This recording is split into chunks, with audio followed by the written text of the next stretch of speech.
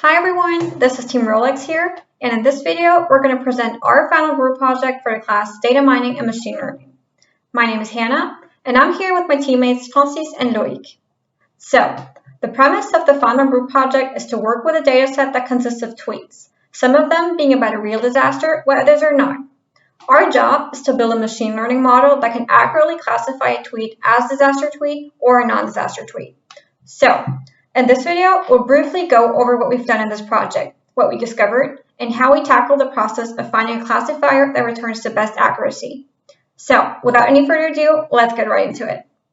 Starting with some numbers, the best accuracy we had for one of our models was 0.822, and we placed fourth on the leaderboard with a total of 31 submissions as of the day this video was recorded.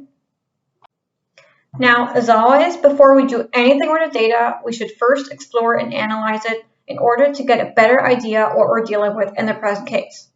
So we started out with the very basics, like what is the base rate of the problem? How are the labels of the tweets distributed? Are there any missing values? And if so, what do we do with them? And then next, we can get into the meat of things and analyze the tweets themselves. Like how many characters does a tweet contain, or how many words, how many hashtags, or how long are the words, and what about the keywords? How do we make sense out of all of that? And then finally, we did some investigation on the tweet locations, trying to figure out where the disaster tweets tend to occur and where non-disaster tweets come from. And of course, for all of that, we use plots as tools in order to visualize and better understand the data. So as we can see, the base rate is 0.57. So there are slightly more non-disaster tweets than there are disaster tweets. And we did find a few missing values in some of the features. One of them being the column location, which contains a lot of data that's very dirty and messy. Then we compared the disaster and non-disaster tweets and discovered that the former tend to contain more characters, while the number of words does not exceed the one from non-disaster tweets. And next, we discovered that the disaster tweets tend to contain lengthier words in general, but have the same number of hashtags as non-disaster tweets.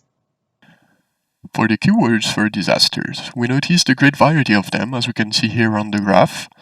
And as well, on the labels on the y-axis, we can see that there's a string, %20, that has to be cleaned.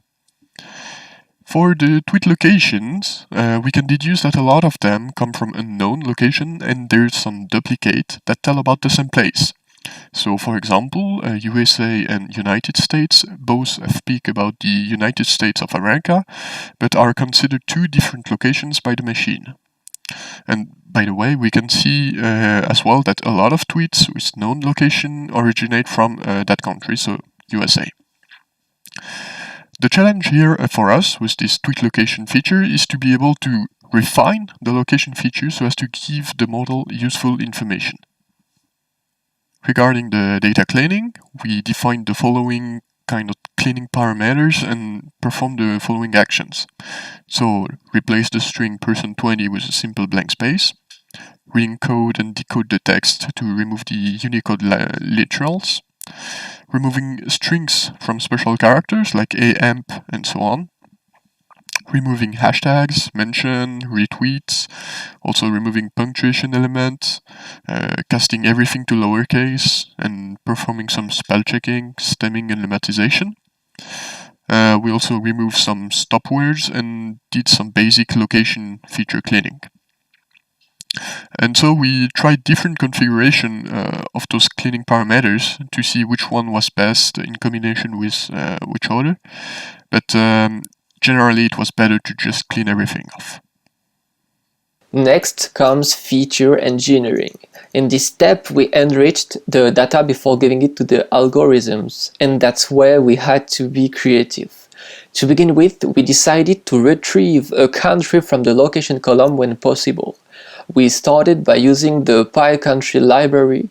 It allows us to give it a string as a parameter and returns the country with the highest matching probability. Unfortunately, the error rate was much too high, and therefore it did not help our model. Finally, we choose to create a regex matching system to match common states to a country and record this information in a new column called country. After that, we used all these columns in the different models. To do this, the most straightforward and most efficient solution we managed to implement was to concatenate the values of each column in a new unique column. After that, we created a spaCy tokenizer in the chapter called preprocessing. It is worth noting that we can use our data cleaning function that we've seen before, but we wanted to gain in flexibility because we always wanted to do some minor changes to the functions inside. So we created this and we were able to remove some libraries and functions or a new one and see the difference in the accuracy in the models. Speaking about models, we will describe you how we thought in the construction of our models by using the different techniques one after another. And I'm going to start by telling you what we did with the bag of words technique. The first model was given the clean dataset and was trained with logistic regression with cross-validation. We already had great results.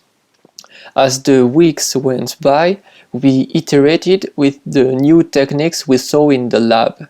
We created a model with more information by taking pairs of tokens, that means more n-grams, and nevertheless the feature space exploded, and this is why we standardized with the standard scaler and used the principal component analysis with a variance ratio of around 99%.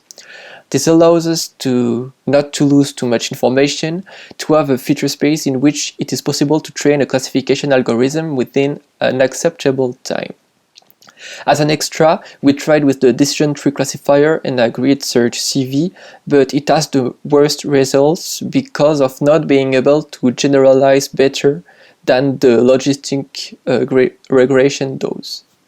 The best result we had with the bow was 818, and just a little clarification for the best result points, we didn't do just 3 models, we did a lot.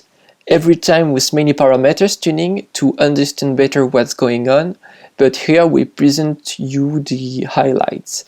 All the tests we performed are listed in an Excel file in the document folder. According to our intuition, the limitations are that understanding tweets might have a lot to do with their context and meaning, and that's why we switched to the next technique. Word2Vec has this particularity that it can quote-unquote understand the meaning of the text thanks to vectorization, so we tried different model configuration with it. And in the first one, we used the uncleaned text with the library doc2vec, logistic regression and cross-validation. For the second one, it was the same as the first one, but with the clean text this time. And we also tried with added features, like with the bag of words model. But there it lost precision in the process, probably due to the fact that cleaning some text removes some meaning, and adding features in the form of numbers of words has very little meaning at all. For the third model, we tried to use pre-trained word embeddings like glove from Google, but sadly we couldn't make it work, even though we worked on it for a long time. And so here with Word2Vec, the best result was obtained with model 1. It was 0.819. And the biggest limitation that we encountered here was probably the fact that cleaning the text removes information that might be pertinent for the model. And so as such, we put our best hope to get the better accuracy in TF-IDF. And finally, we're going to present our last models using TF-IDF. So for TF-IDF models, we used the cleaned and pre-processed text and built different classifying algorithms, such as logistic regression with cross-validation, random forests, decision trees, and KNN classifiers. And to further boost our accuracy, we also brought in a standard scaler, principal component analysis, and some feature engineering by merging the values from different columns in order to maximize the data that will be fed to our models. And one of the TF-IDF models is the one that we achieved our best result with, which is 0.822. Our only issue with TF-IDF was that we couldn't really rely on our intuition in order to figure out which parameters to use to find the best model. And that already concludes our presentation. So all in all, we did enjoy working together in this project, and it was fun to be able to apply the techniques that we had learned in class to a real data set, because this gave us the incentive to try to figure out what we could do to further improve our models, or what we could do to better clean our data by being creative and trying out different methods. And yeah, I guess that's it from us. So thanks for watching and have a great day.